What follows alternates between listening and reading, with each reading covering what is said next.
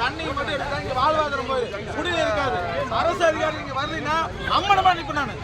அரசு அதிகாரி ஆமாங்க, எனக்கு இது வேற, நான் அம்மனமா நிப்பேன் நானு. எதுக்கு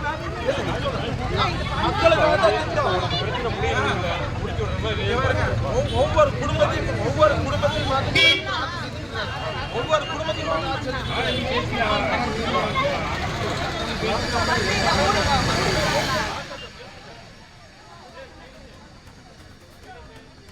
திருப்பூர் மாவட்டத்தில் நகராட்சியை கண்டித்து திமுகவினர் போராட்டம் நடத்தி வருவதை அண்மை செய்தியாக பார்த்து வருகிறோம்.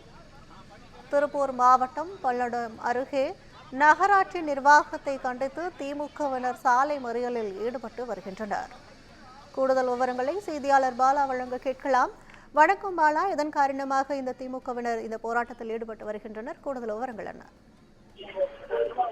நிச்சயமாக சுகன்யா, அதாவது திருப்பூர் மங்கலம் சாலையில், அதாவது 8வது வார்டில் திமுக கவுன்சிலர் சுகன்யா தலைமையில் திமுகவை சேர்ந்த மாவட்ட இளைஞர் அமைப்பாளர் ஜெகதீஷ் மற்றும் ரத்னசாமி உள்ளிட்ட பல்வேறு திமுகவை சேர்ந்தவர்கள் இந்த பகுதியில் நகராட்சி நிர்வாகத்தை கண்டித்து சாலை மறியல் போராட்டத்தில் ஈடுபட்டுள்ளனர்.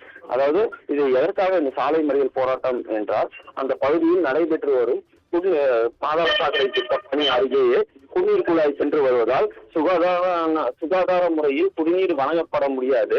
இதை நகராட்சியிடம் பல முறை தெரிவித்தும் அவர்கள் தற்போது வரை செவி சாய்க்காமல் அந்த குடிநீர் குழாய்க்கு இணைப்புக்கு அருகிலேயே கழிவுநீர் கால்வாய் அமைத்து வருகின்றனர்.